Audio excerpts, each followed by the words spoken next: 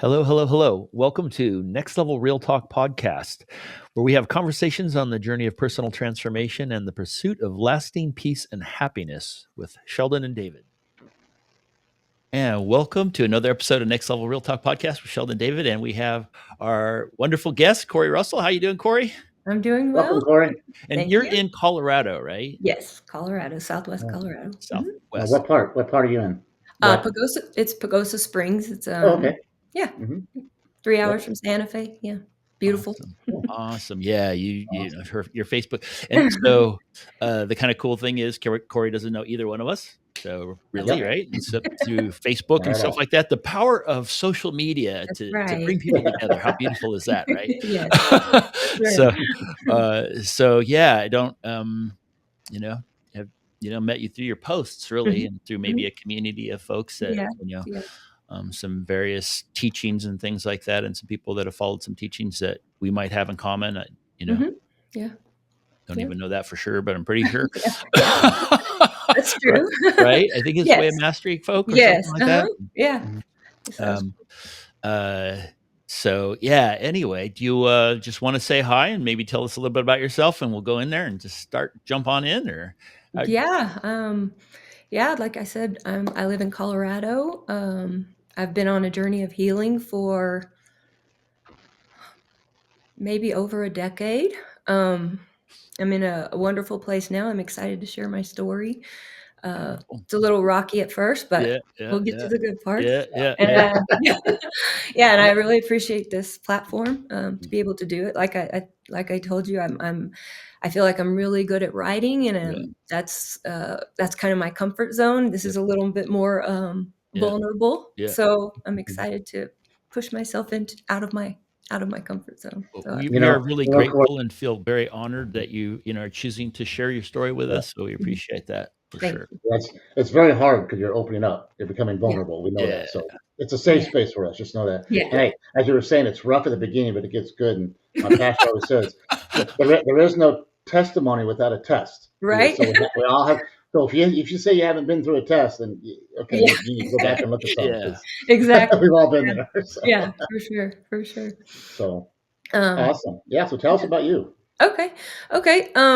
So I'll start off by just setting the stage, um, because it's important to my story, and that is that I grew up in a very fear-based religion.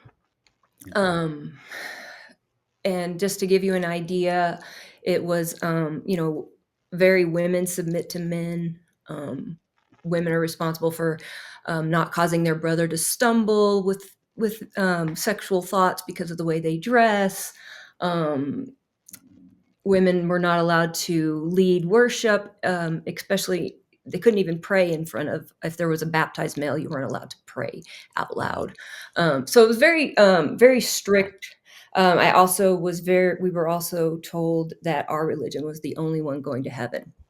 And um, that, for whatever reason, I internalized that deeply. Not everyone has the same experiences as I did, but this is my story. So Yeah. Yep. um, I internalized it deeply, and it was so confusing to me. Even at 8 years old, I would kind of wonder, like, what about all the other kids in the world? It really bothered me. I worried Mm, about my family members not going to heaven because they weren't a part of my church. I worried about kids all over the world, and also just a lot of questions because it just didn't make sense.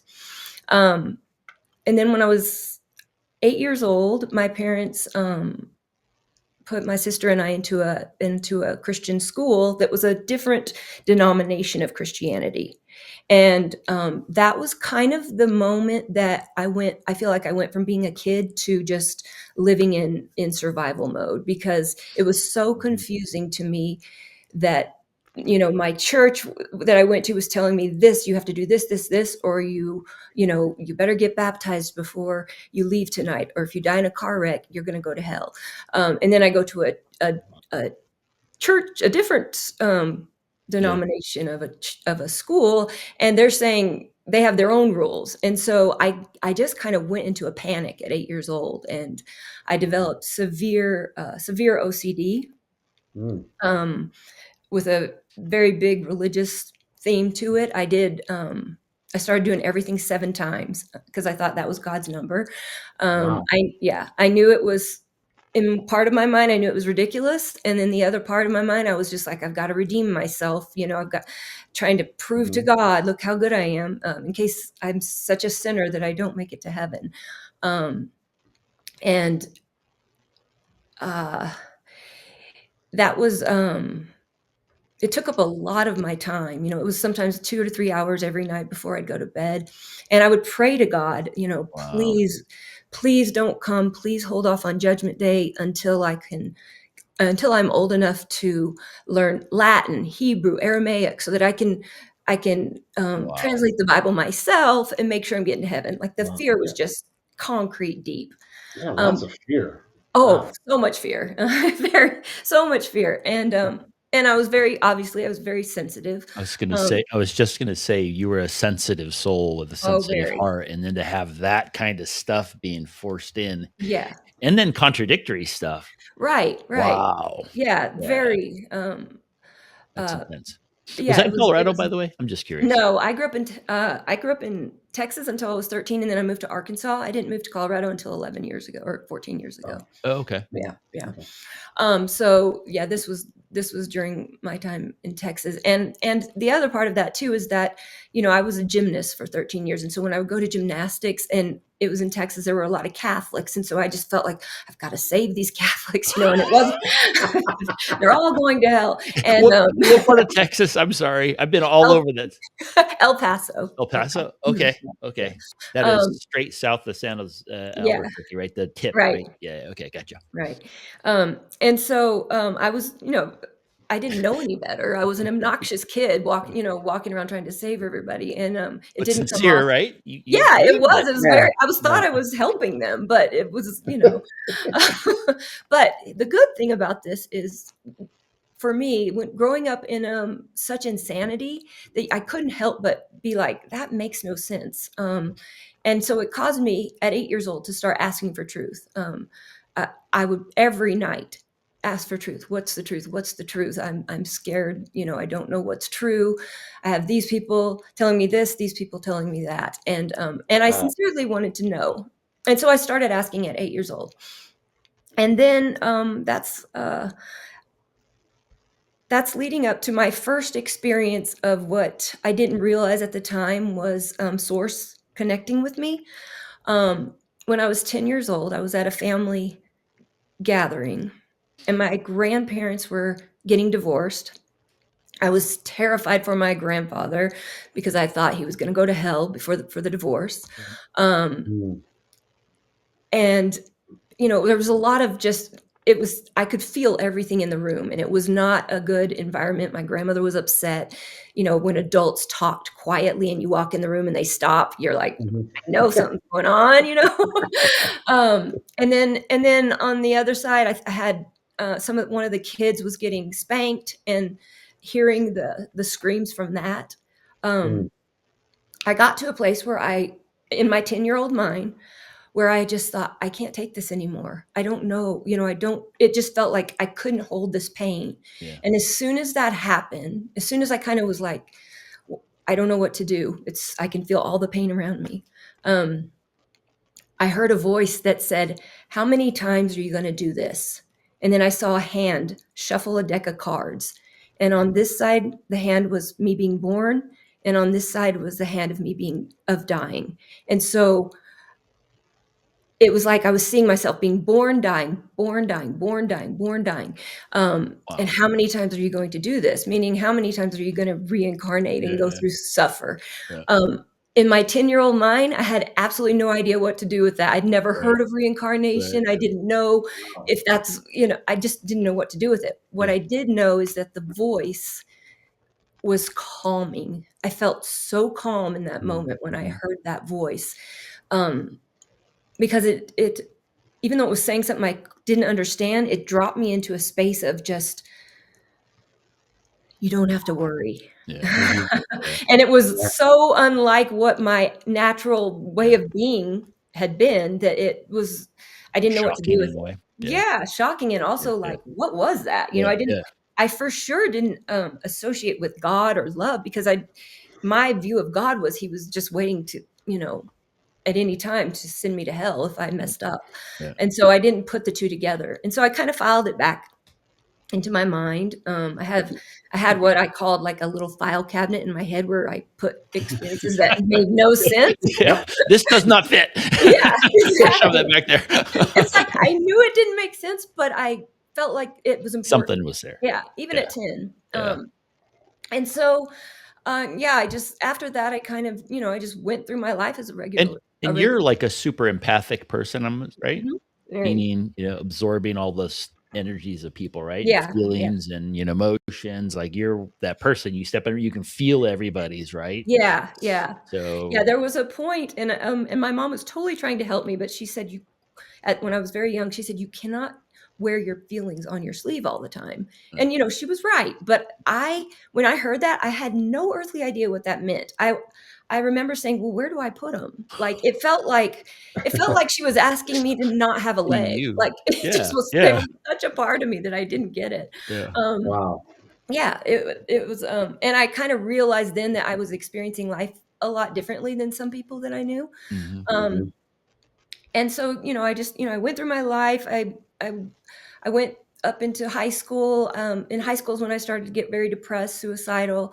I drank a lot. And what I realized was that my drinking was the only time when I could come home and just pass out, and I didn't have to do my routine of Mhm. sevens, Uh-huh. And so I was like, oh, wow, is this some warped answer to my prayer where I have to drink alcohol to feel peace? Mhm. And but I knew that it wasn't. I knew deep down it wasn't an answer. And my senior year of high school is when I started having a really hard time getting out of bed. I knew something was not right, and so I decided I knew that things didn't make sense to me, but I was like, I'm going to go full forward, and I'm going to go to the Christian college that matches my upbringing, and I'm going to commit myself to God, and I'm going to be around Christian people, and it's all going to be wonderful. People are going to embrace me. I'm going to heal. Maybe people will understand. I'll start to understand myself. And so that's what I did. I went to a Christian college in Arkansas.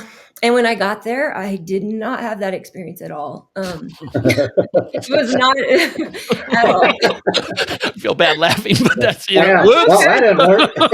No, it was not. Yeah, it was not. It was not that experience at all. And now looking back, I can be like, you got the experience that you needed. Yeah. Mhm. Because God was like, yeah, this is not where Yep. you're going to find me. But the experience there, it was very painful. When you're in college and you're learning, you've got more questions. Yeah. You're thinking deeper. And I realized very quickly that my questions weren't welcome. And I remember asking a professor I think I asked him that the question was that who was God sacrificing his son to? Like himself? Like, I didn't understand how about he just not have anyone sacrificed? I didn't, and that didn't go over well at all. Yeah. like a doozy of a question. I know, and I was very naive in that I thought everybody had these questions, Right. Right, and so I said, I think I need to go out and search, and he told me, he said, you can search. He said, as long as your search brings you back here, and I was like, well, that's not really surrendering to the question, but like it didn't make sense. Yeah. Go look all you want, but this is the answer. So Mhm. go have fun. The answer's right Yeah. here. And also he added that you better hope you come back alive, because if you die while you're searching, that's Wow. Oh, pretty good. your belief. Yeah, that belief of that. Oh my gosh. Yeah. And so, Nothing I like a good tried to keep, threat. yeah. And so I was like, oh, I was starting to get more and more depressed. And then I had an experience that I went on a date with somebody, and after the date, we went back to his apartment, and he assaulted me. Oh, wow.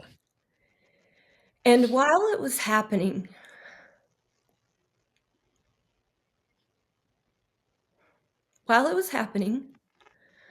I was at the beginning, while he was raping me, I began to have all the voices come back in my head of, what did I do wrong? What did I do to deserve this? I shouldn't have come back to the apartment. It was against the rules.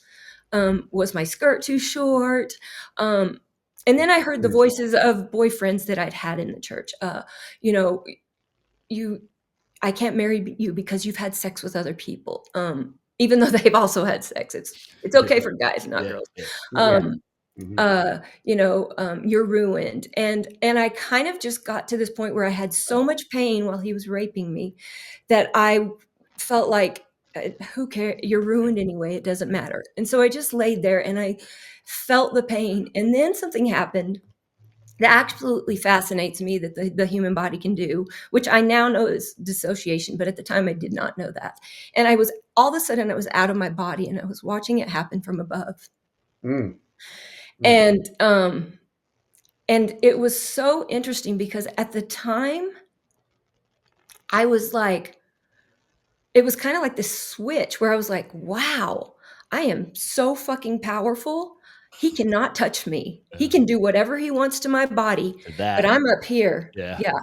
And I'm watching it. Wow. And I was like, I touched this place of power that I thought was powerful at the time. And it was a survival, it's totally survival. And I'm grateful my body did that because, while his hand was over my mouth, it's kind of started when I panicked and I'm not going to be able to breathe. And just realizing that here I am, I can come out of my body and you can't touch me, and what's interesting is that, it came from the pain that comes from the teachings of purity. Your value as a woman is directly correlated to whether or not you're a virgin when you get married. They talked about it all the time, and they would do insane things to make sure that they stayed a virgin. It was, that could be a whole nother podcast, but it was wild. But what I realized is after that, while it was powerful in the moment, I had no idea how to get back down. So I probably spent the next decades, up and out anytime something was painful. But what was good about it is that after that, I realized, there's nobody here.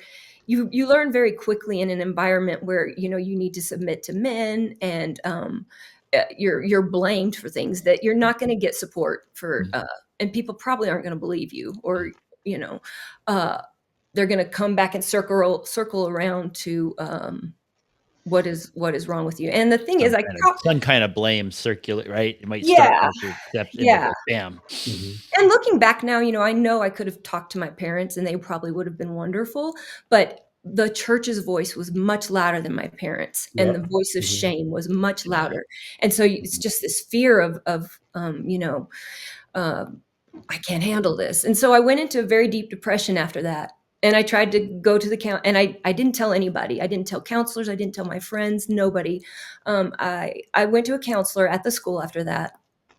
And I started to get very depressed. And they ended up writing a letter. The dean of students wrote a letter to my parents and said, if she continues with this depression, then we're going to ask her to leave. And that, that broke me probably more than the assault, because I had gone there thinking, I'm going to find God and I'm going to get help. And it was just pure raw rejection. Wow. And also it allowed me to see I'm not going to get help here. And so I packed up my bags. I left in the middle of the semester and I moved to Little Rock. And I got a job, and then I was drinking a lot because I was trying to, numb the pain. I had no idea what to do with what had happened to me. I had no idea what to do with being rejected by the people that I grew up with. It was rough. Yeah. And I ended up in a psych hospital for 2 weeks for suicidal depression. And I don't think that I got a lot of help at the psych hospital. I just knew I did not want to go back back to one. So I figured out really quickly You learned something. What not to Exactly. do. I'm not doing that one again. Exactly. I know what to tell counselors and what not to tell them. Process of elimination. Yeah, exactly. Wow. And so I ended up on a lot of medication. I was on medication for anxiety, OCD, depression, insomnia, yeah, all kinds of things. And then I just kept trying to push. I ended up getting my degree. I got my bachelor's, and then I got my master's in counseling. I also ended up working in the same hospital I was in, so that was Oh interesting. wow, interesting. Yeah. Which in a way is kind of good because you knew how to help. And say, hey, that didn't work. I know Right. what I need to do to help. Yeah, Yeah, and how not to treat people. But I was also always like, I hope I'm not getting recognized. Yeah. Sure. Yeah. But and so, it was kind of like I always felt like I was pushing against life to make it happen. It was never flowing. I was never in flow. And No around relaxation. yeah, no. And it was just I didn't even No know what ease. flow was. I just thought I got to make this happen, Yep. And I got very sick at the age of 27. And I like I said, I only had my belief system. I didn't know other belief systems, but I got very sick and I started feeling I was dissociating a lot. I would see myself at work and I'd see myself walking down the hall. But I also started seeing I started having really deep feelings of deja vu. Like I've been here before. I know I've been here before. And it was confusing. I didn't know what it was, but it was, it was so foreign. And I started having, I started seeing light around people. And also never tell your neurologist that you see the most beautiful light around you. You'll just get off. There. That's wisdom coming through. Yeah, he'll just give you another medicine. But so if you want up on another med, would you just answer that question? So yep. Yeah, for sure. We can shut that down too. Exactly. And I had no idea that's what was happening. I just thought, but what happened during that time is I started having really intense feelings of heat at the base of my spine, and they would shoot up. Yeah. Wow. And it was, I remember one person in my life was like, that sounds like Kundalini. And I was like, Kunda what? Like, I did not know what that was. I was not open to it at all. Yeah. And so eventually I just ended up on more medications for. Shut that one down too. Exactly. And they did. And I allowed it. I was not not yet ready to look at it. And by the time all that happened, I was on 16 different medications at one time for all kinds of depression, anxiety, OCD, eating disorders, autoimmune, insomnia, high blood pressure, you name it. And I was medicating myself into pushing myself into trying to have a life, which I thought meant I need to get married and I want a kid. More than anything, I wanted a daughter. And so I did get married. I did have a daughter. She's wonderful. And I think through the first post that I heard. Yeah, probably so. Yeah. Incredible being. And so, but the whole, I still never felt like I was in the flow of life. I knew something was not right. I knew I was just medicating the shit out of myself. And that's when the next experience happened. And it was the same voice that I heard at 10 years old. And I was laying on the bed and I was looking at the cross that was above the doorway. And I was pissed. I was like, this isn't very nice, but I was like, way to go, Jesus. You're just hanging up there doing nothing as usual. Like I was infuriated because I felt like I had prayed and prayed and prayed and nothing had happened. Yeah. And that's when the next voice came and it said, nobody is coming to save you. And wow.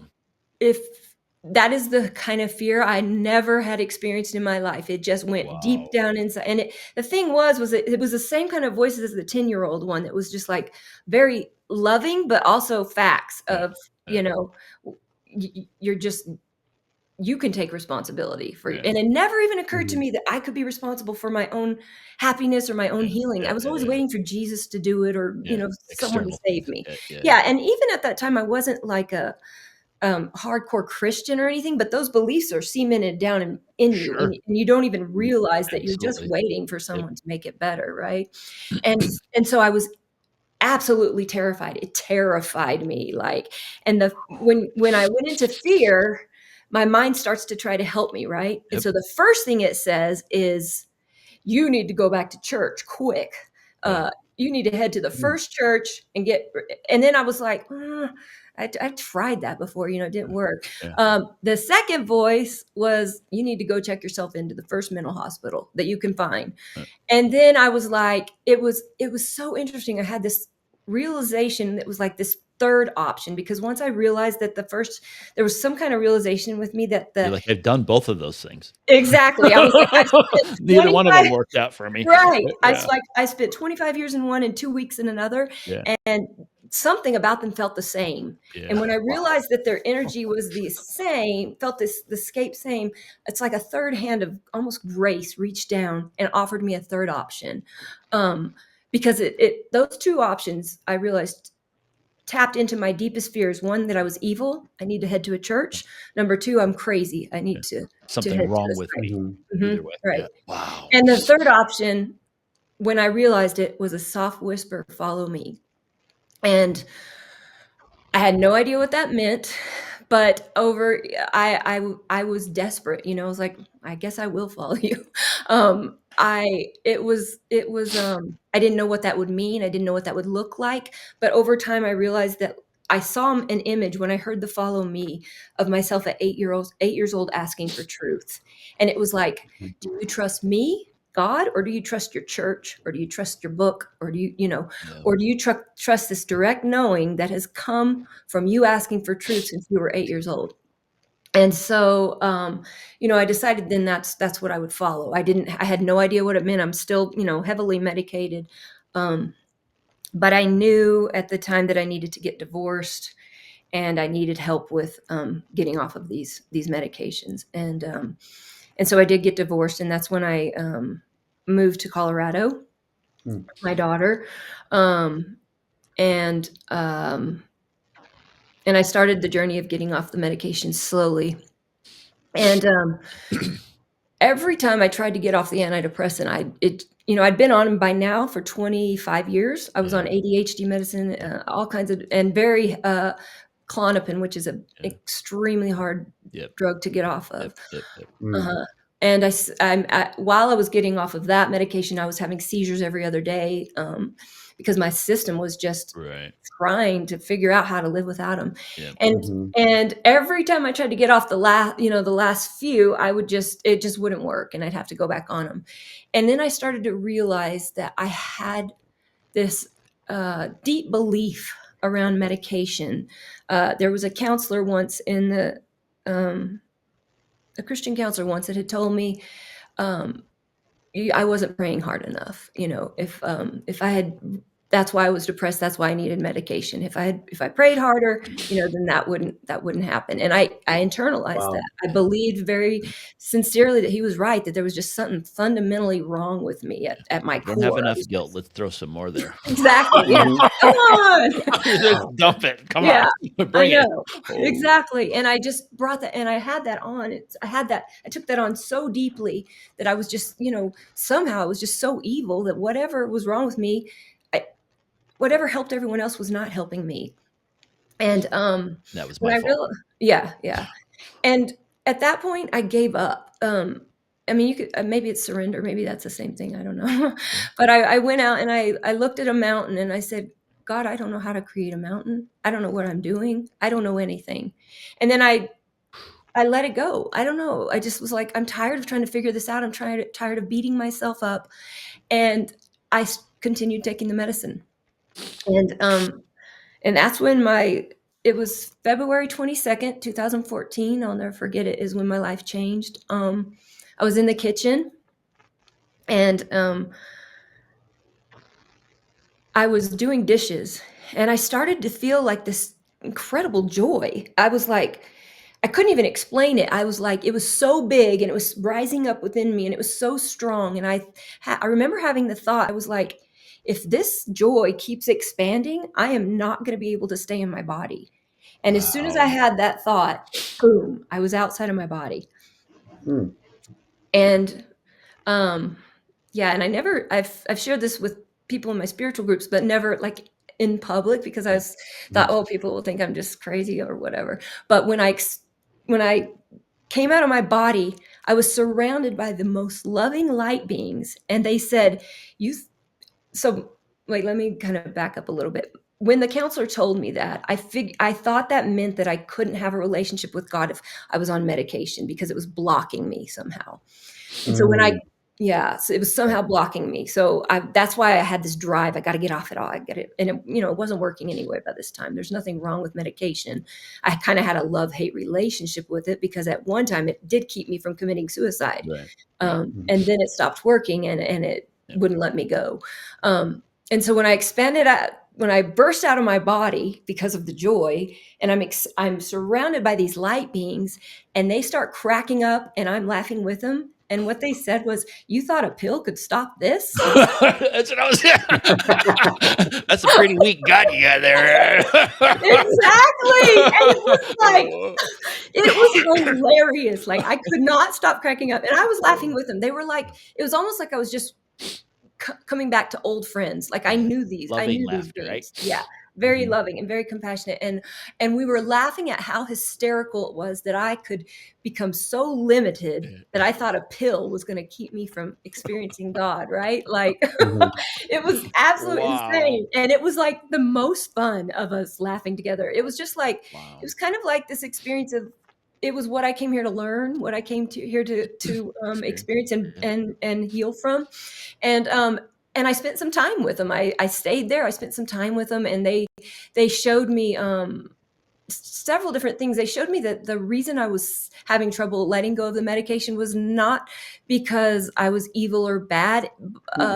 It wasn't even anything physical. It was my judgments of the medication. And once, and that was oh wow! right. It was powerful. It was like, they were like, you are just making so many stories up around this medication, and that's tying you to it. And then they showed me different things about beliefs. They showed me someone hanging onto a mountain ledge that was just had their hands gripped into it, and the mountain. I don't know how to explain it, but the mountain was like a belief system. And so, and it wasn't just religious. It was the way you eat, or anything that made you think, that made you feel separate from someone else or feel superior to someone else. And then and there I had a little second, I knew it was time. I knew it was getting time to go. And I had a little second where I was like, oh, I don't want to go back. Like, this is great. Right. Like, having a blast here, man. Yeah. And it was just like pure compassion.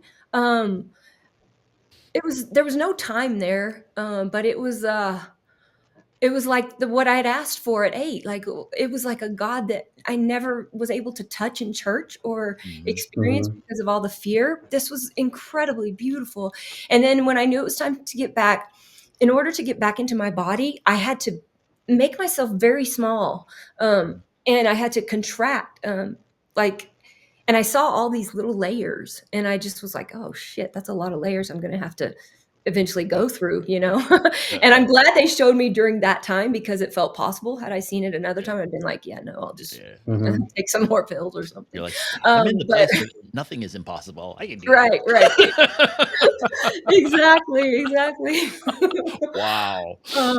And so I did. I went back into my body, and then after that, that's when I started finding other people with those experiences. I will say, though, that I was still very naive, and that I just went around telling everybody at first. And I quickly realized, I was like, I just thought, I thought everybody was walking around looking for the light, and that wasn't true. Yeah. And so, I was just very naive, I think. But also I was just so excited. It was beautiful. Very healing. Yeah. And I wanted that for everyone, And so I learned maybe be a little more selective about where you share your experiences, or it might be time. Expression or whatever. Yeah. But after that, that's when I started finding more people that had experiences like mine. I started making friends. That's when I found Way of Mastery. And I went to, I started reading different books. And there was one morning I woke up, and I can't even tell you how many times I tried to get off the antidepressant, and my brain would just like attack. And one morning I woke up and I knew I was done, and I got off of it, and I've been off of it since. Oh, wow. Yeah. That's awesome. I mean, Congratulations. thank you. That was after 25 years. And it was just effortless. That was I the was going to say thing. no side of nothing. Just Right. boom. And it was 3 months after the experience, because they were like, stop worrying about it. It'll happen when it happens. You're making a really big deal about something that's not that big of a deal. You're forcing it, which is Right making on. it harder. Exactly. When you're fighting it and you're forcing it, it doesn't allow it to Right. Exactly. naturally occur. Yeah.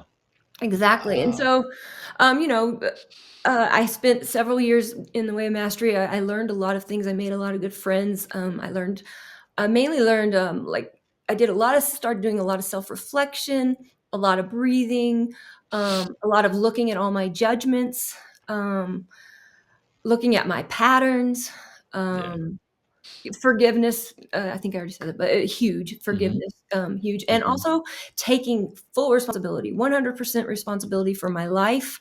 Remembering nobody is coming to save me. It's up to me. And even responsibility for things I didn't understand how I was responsible for. But and seeing everything as happening for me instead of against me. That was a big one. Yeah.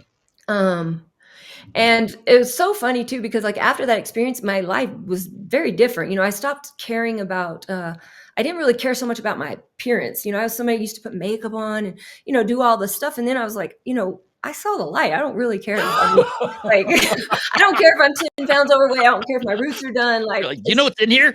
You know how much light's in here? Yeah. You're worried about it. Yeah. I just was like, it just became more an inward journey. Yeah. And so during that time, that group went to Israel, and I didn't have any kind of desire to go to Israel. I didn't think I would need to go to The Way of Israel. Mastery group did? Yeah. Oh, yeah. They used to do that. Yeah. Right? Yeah. And then I was like, okay, if I'm supposed to go to Israel, then I need a sign. And so I had sent my wedding ring in as a kind of way of letting go of materialism and the marriage, and my judgments about how bad I was for getting divorced and all that. And I sent it in to be appraised. And the day that I checked my email, the first email was the price. It was the price for Israel, what it would take to go on that trip. And I was like, oh yeah, I'm not doing that. The second, the second email, and also feeling a lot of guilt for leaving, should I leave my daughter? She's only 10. And the second email I clicked on was the appraisal number for my ring. And it was the exact number of the price. Yeah, it was. There's your sign. Need a sign? I know, right? Yeah. I think I can figure that sign out. Right. So it was the exact, it was like, okay, I guess I'm going to Israel. And it was very healing, because my goal with Israel was that I just wanted to experience what Jesus was truly like, not what I grew up believing, this judgmental, scary guy, and I did that. I had incredible experiences on this, where he gave the Sermon on the Mount. I was baptized in the River Jordan, not as a way of being saved, but just almost as a way of letting go of my old views of Jesus. So awesome. Yeah. Thank you. Yeah, it was beautiful. And then after that, my next thing was, I walked the Camino. So I walked across the 500 mile journey across Spain as a pilgrimage. Camino del Santiago or something? Yeah. Camino del Santiago. Yeah. And anybody who knew me was really terrified, because I absolutely have no sense of direction. I never know where I'm going. And yeah, I know. And so I'm like going to walk across Spain by myself. You're going to get lost on the way. Right. And so And so I did that. And I, Wow. I had it was such an opportunity to learn to trust my own inner guidance, Mhm. because I did get lost, and because I was having like one mystical experience after another. And so sometimes I would just, kind of be off like, wow, seeing things I never saw, and healing and letting go and releasing. And there was one point where I was, the path's pretty clearly marked. But somehow I ended up I was in a cornfield, like, I know. And I was like, wait a minute, Wow. I don't see the path. And so I didn't speak any Spanish. And so this man, he drives up on a tractor, and I said, Camino. And he was like, mm-mm.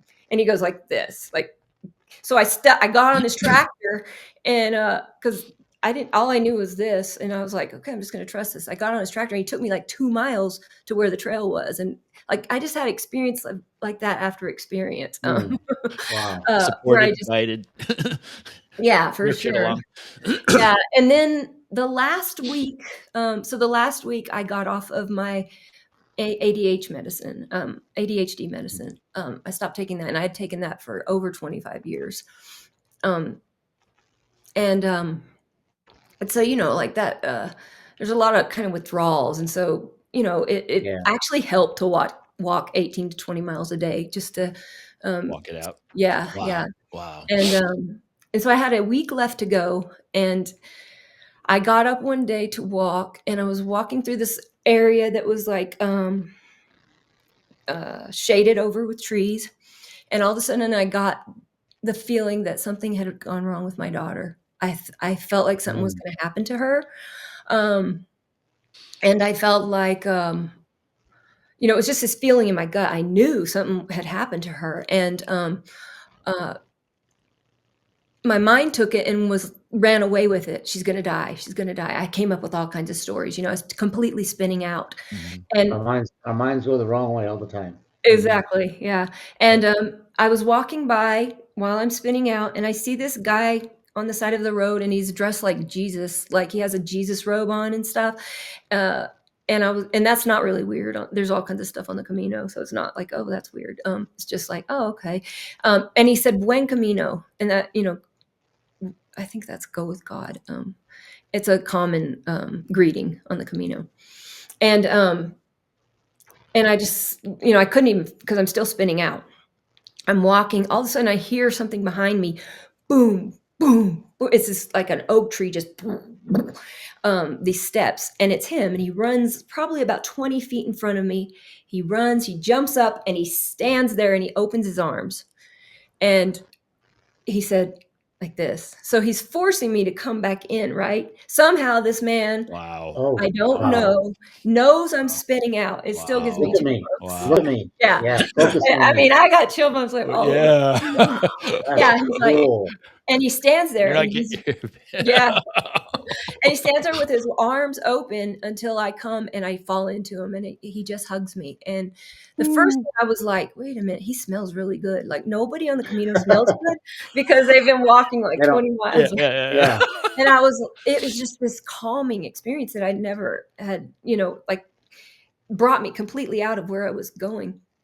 And then afterwards, after, I just start crying, he kisses me on the forehead, and then I just start walking, I just keep going.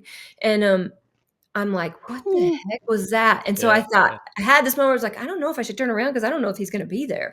And I turned around, and he was like, Oh, wow. it was Magical. beautiful. It was magical. Yeah. And so There for I a was like, reason. He was there yeah, for the reason. absolutely. And that those kind of things happen on the Camino, like a lot. And so I was going back and forth between spinning out and remembering him doing this. Mhm. And I got to the hotel that night, and I just broke down in the shower because I'm still just like, I could not stop this feeling that something's going wrong with my daughter.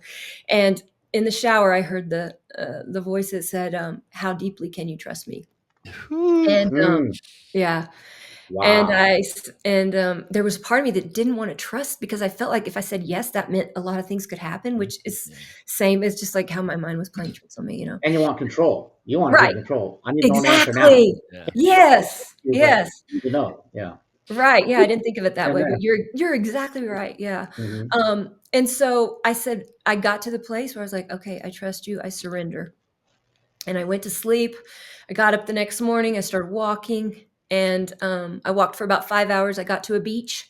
And while I was on the beach, my ex-husband called me and said our daughter was in the hospital. She was paralyzed from the chest down. Oh, Um, she had been playing outside, and she had a pain in her spine that made her throw up. And then within 10 minutes, she had no feeling from the chest down and couldn't walk. wow.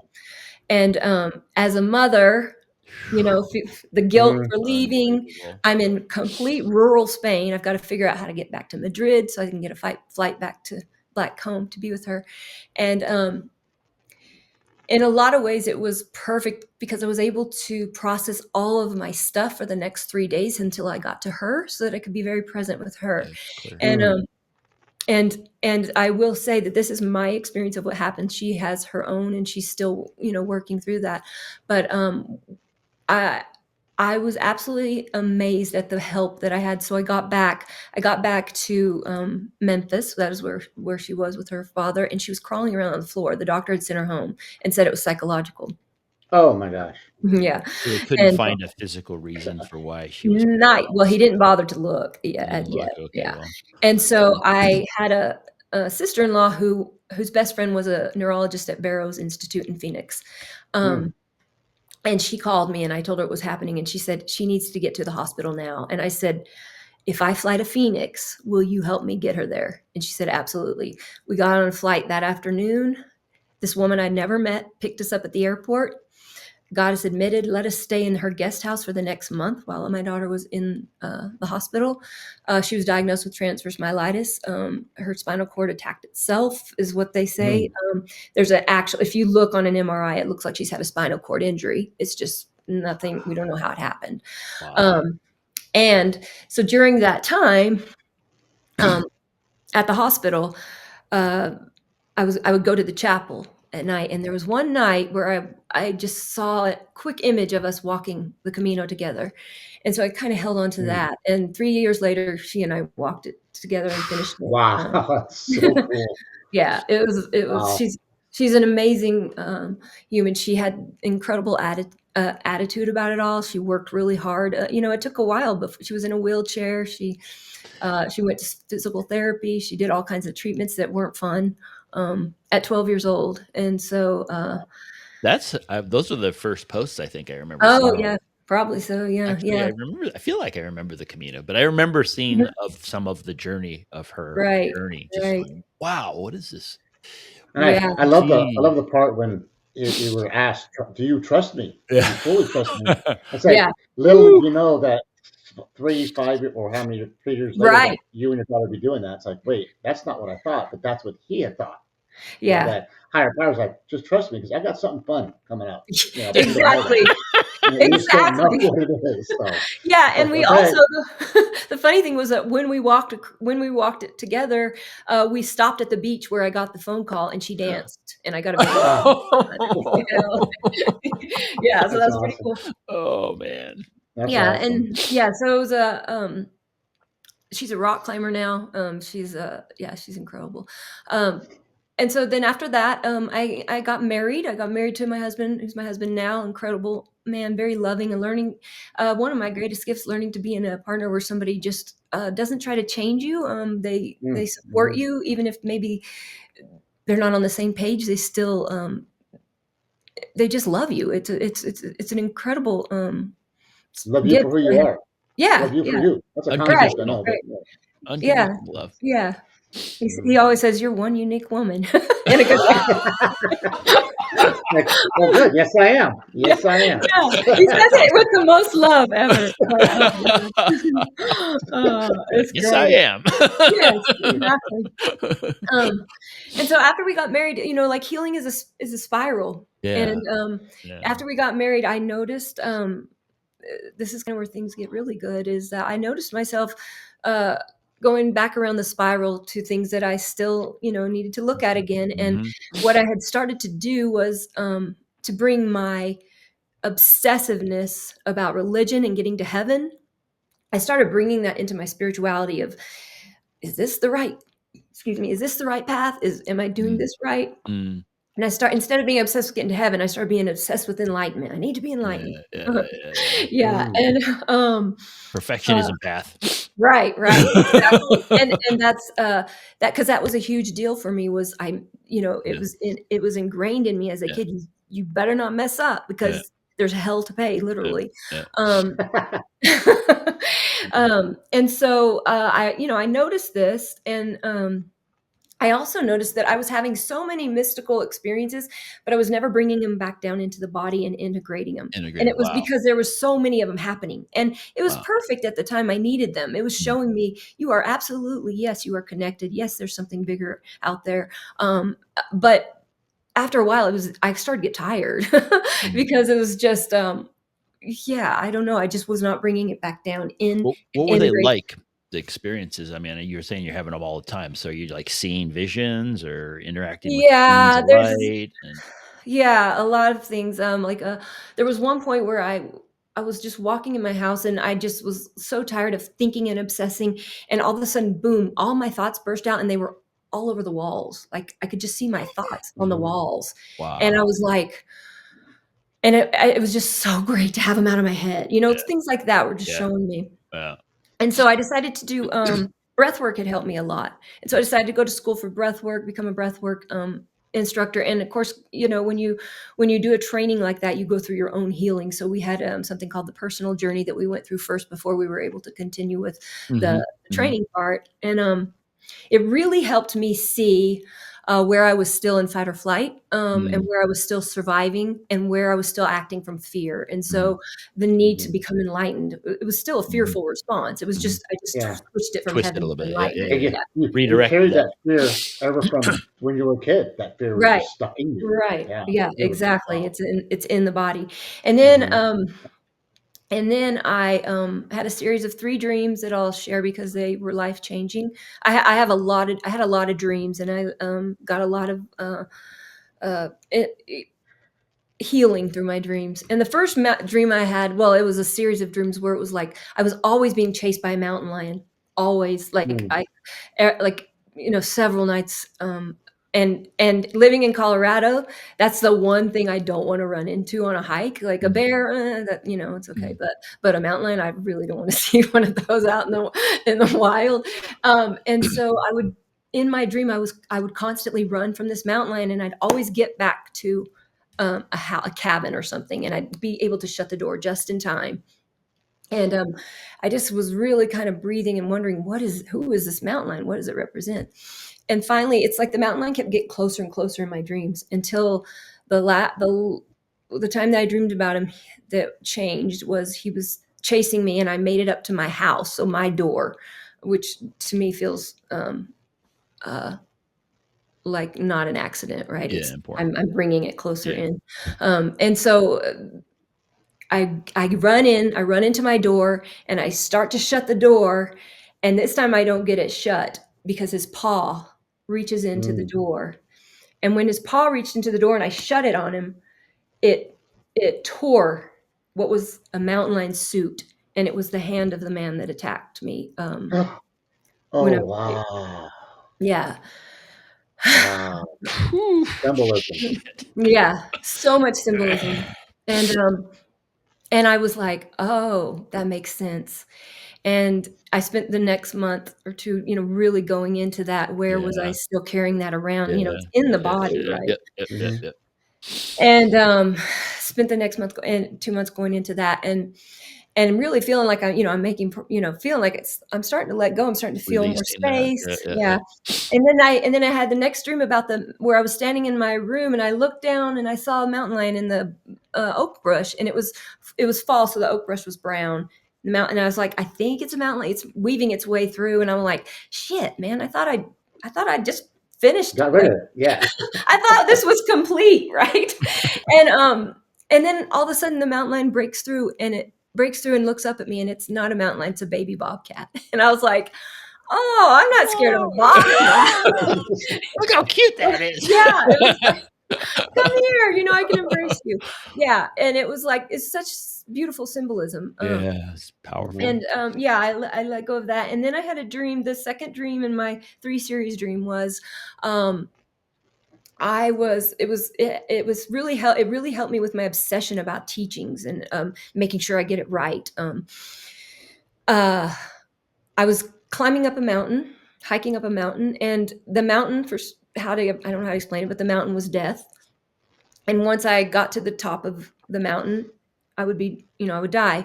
And I realized how much fear of death I still had. And that was the reason that I was constantly needing to get enlightenment right. That's when I saw that I was just really just bringing the pathology of my religious stuff into spirituality. And as I was going up, I knew I know I'm about to die. And I was like, I didn't want to walk up because I was like, this is hilarious. But I was like, I can't die yet. I still have a lot of points I need to make. Like going back to that. Yeah. Oh, yeah. Mm-hmm.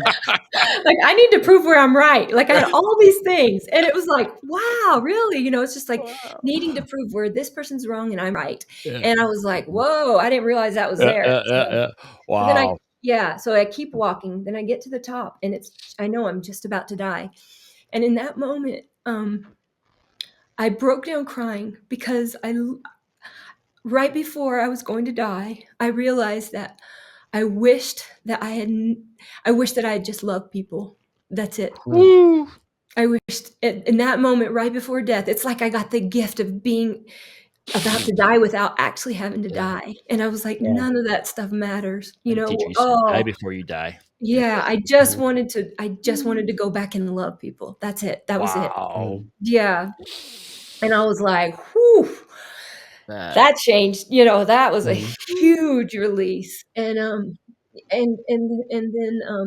the third dream, which was interesting, and it also goes with my teachings, was I was in a forest and I was looking for truth. And I found a tree. As you do. Yes. I'm obsessed with truth. That's been my whole life. It's been driving me, I can't even enjoy life because I've got to find the truth. Yeah. And so I found this tree, and when I put my hand on the tree, I stumbled down into the root of the tree, and there was a library. It was this incredibly magical library, and in the library was every book that I had ever read on spirituality or enlightenment or God or whatever. They were at a library. Yeah. There's this magical library, and there's this really cool librarian that looked like Helena Bonham Carter, I think. Very whimsical. Yeah, and I like librarians, just so you know. Right? He's a librarian, by the way. I'm a librarian, by the way. And so I was looking at all the books, and then I saw a little corner that had a little light, and I went over, and there was just like one book in this corner, and I picked the book off, and I started reading it, and I was like, this book seems very familiar in a way that none of the other books felt familiar. And so I start reading it, and as I'm reading it, all of a sudden the words dissolve, and there's no before the book ends. And so I'm like, what? Wait a minute, this story was just getting good. Like, and where'd the words go? There's just blank pages. So I brought the book to Helena Bonham Carter, and I said, there's something wrong with this book. I said the words disappeared. And she said, oh, there's nothing wrong with that book. She said, that's to keep you from getting so caught up in another person's story home that you forget to write your own. Oh, I love it. I was going to say, the rest of that book is your story. That's why you don't know. Right. Going to come. Yeah. Exactly. And so I just my dreams are very healing. Like I can, when I wake up, I don't open my eyes. I really just try to let them land and, glean from whatever I can. But from then on, I just didn't really care about enlightenment anymore. I cared about peace. I cared about love. I cared about returning to peace and in my center as many times a day as I need to, when the world has all its things that can bring me out. Yeah. And I just started, there's all kinds of spiritual pathways. There's all kinds of things that you can get lost up, and they're very helpful for some people. They were helpful for me at a time, but because of the way I think and the tendencies that I have, it was just very healing for me to just start going in, just start focusing on what it is that is right in front of me.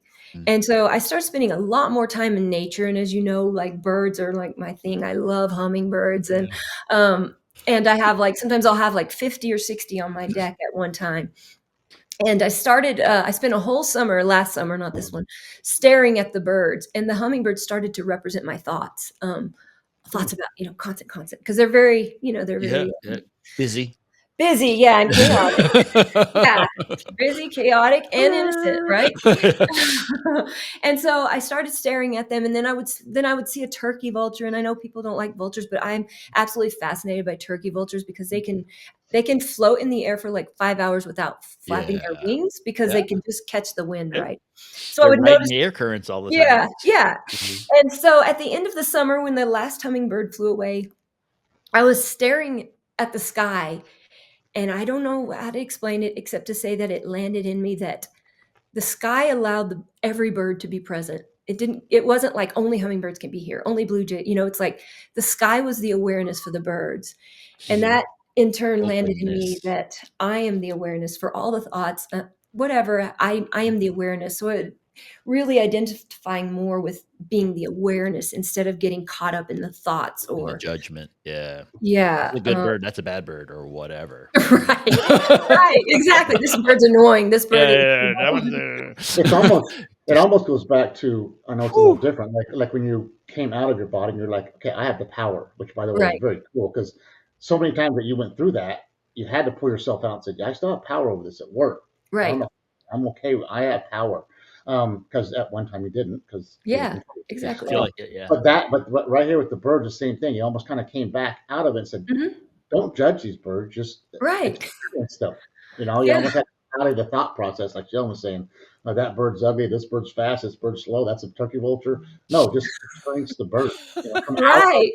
Wow. Yeah, and really cool. It's incredible. More and more, I just see the earth, the world. The more time I spend in nature, it's literally just a mirroring back to us what we are, what we see. I got kind of caught up in making little microscope for my phone out of a cat toy. I got the little the magnifying glass out of it, taped it to my phone, and I took it outside and I could see snowflakes, like incredible.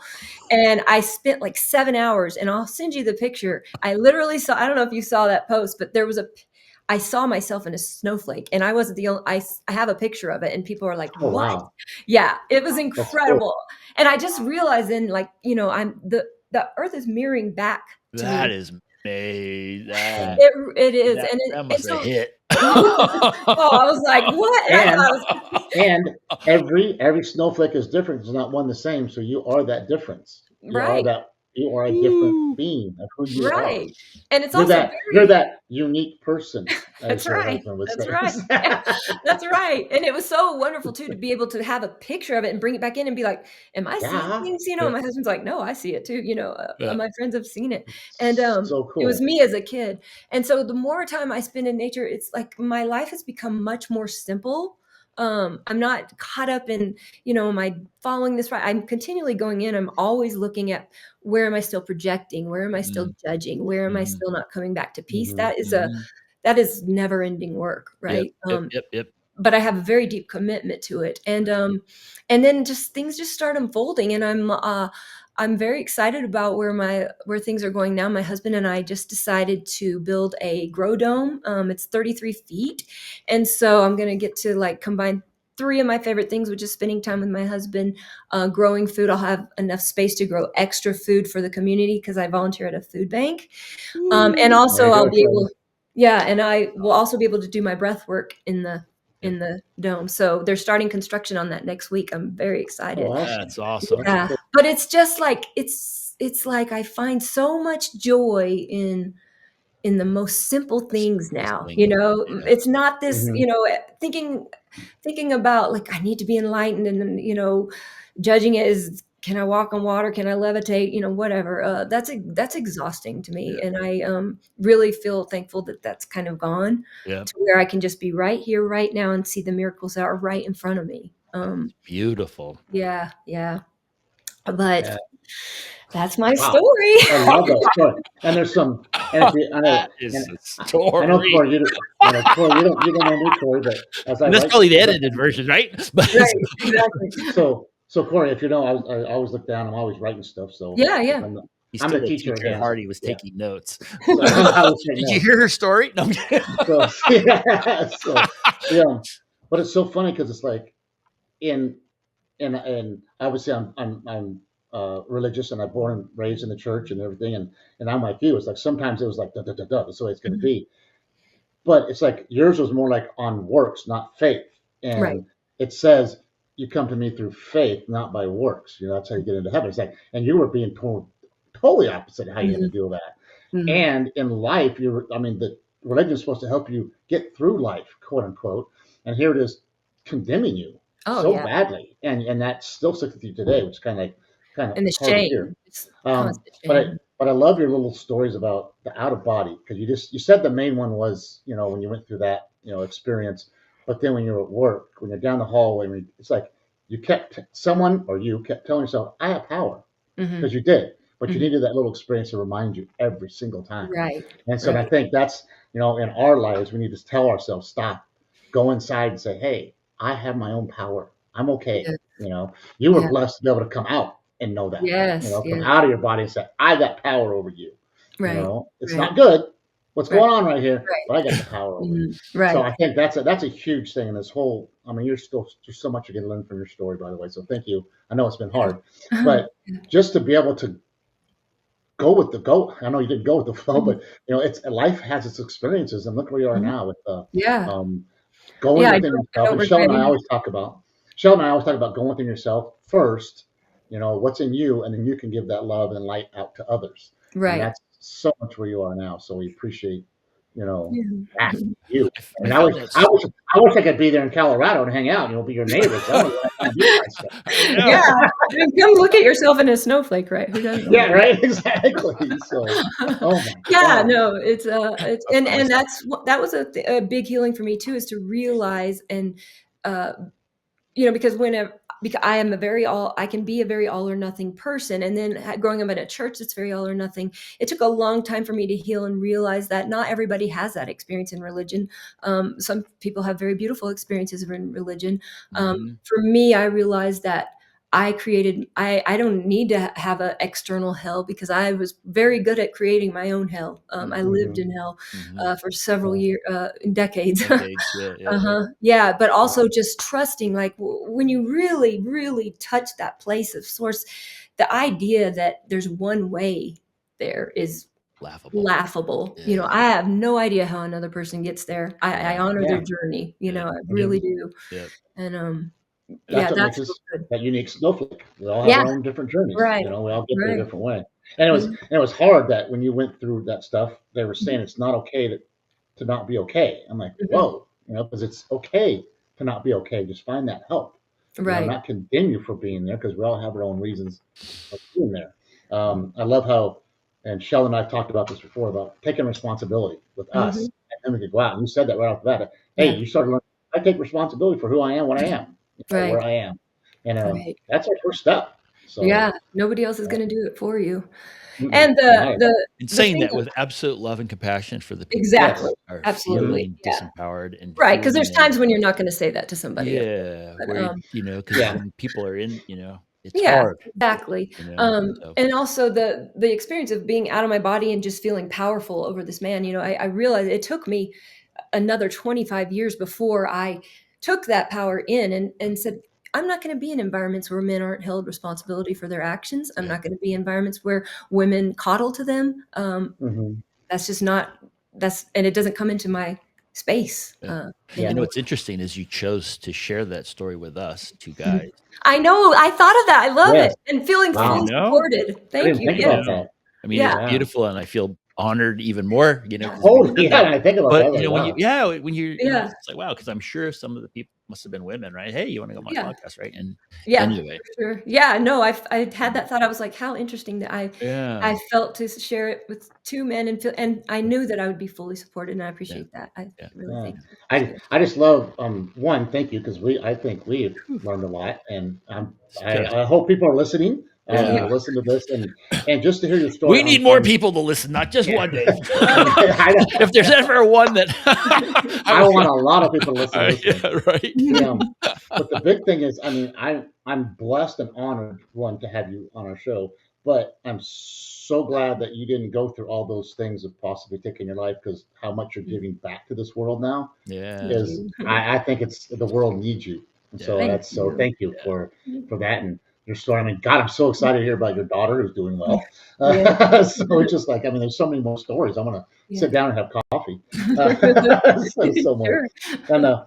And I like the last thing that you talked about was like, for me, not against me, and like, Yeah. it's like the world can be for you and not against you if you just step back and just enjoy for what it is, and Yeah. not put your own mind to what it should be, Yeah. what is happening. And getting to what that is place it? is its own journey too, right? Oh, yeah.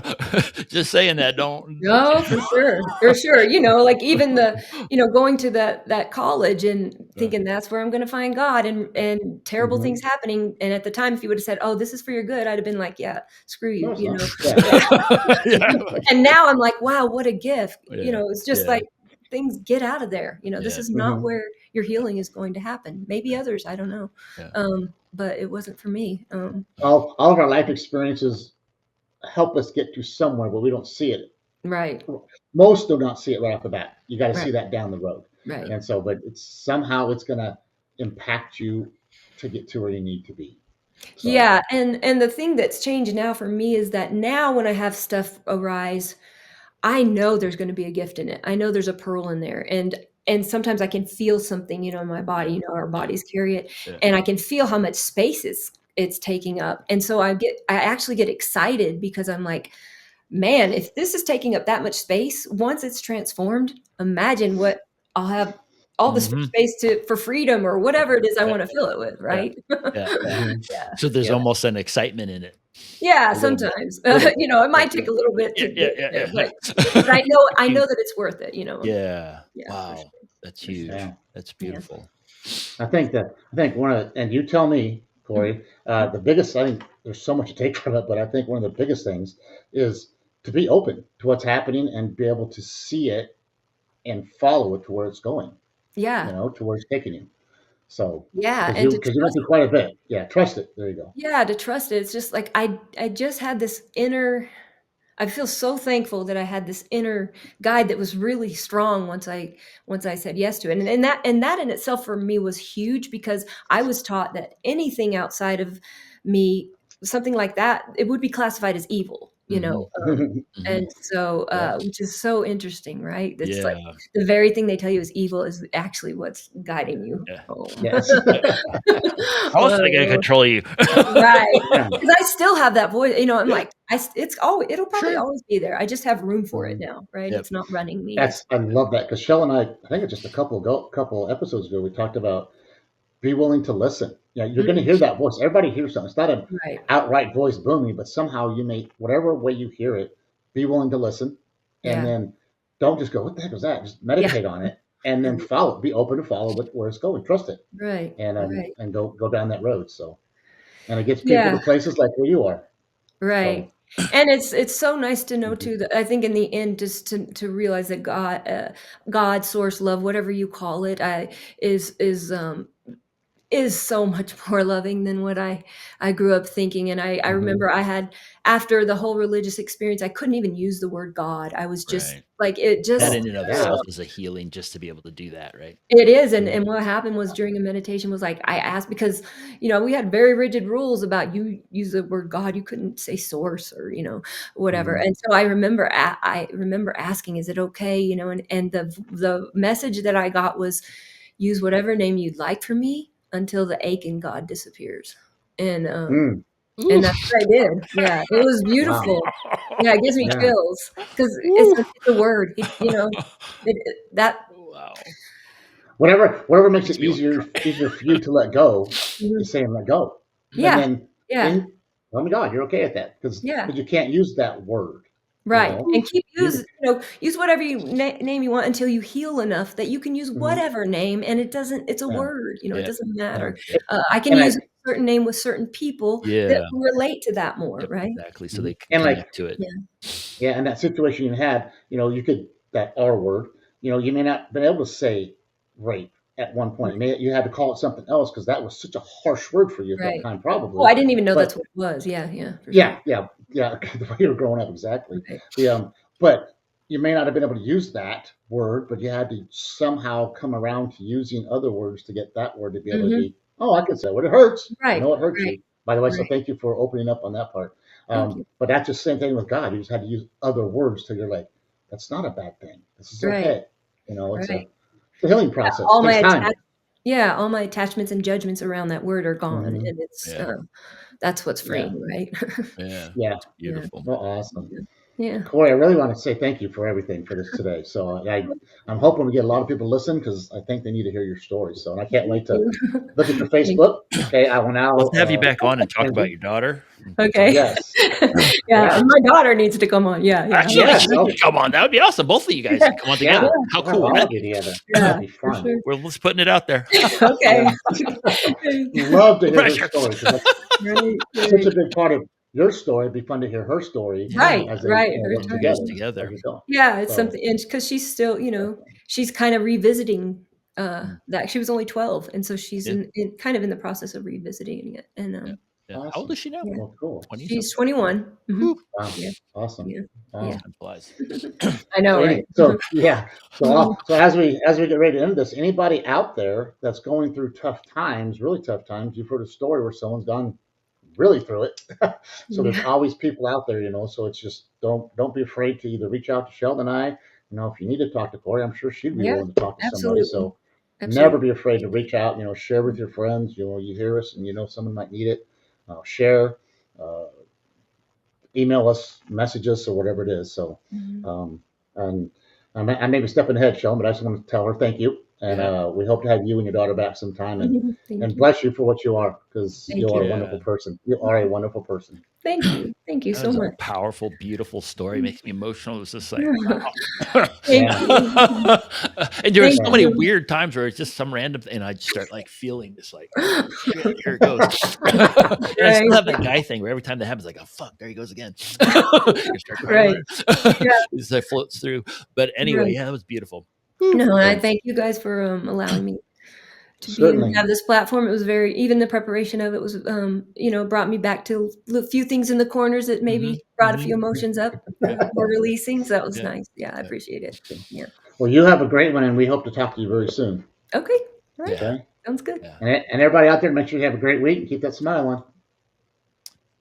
Thanks. Love you guys. Bye bye.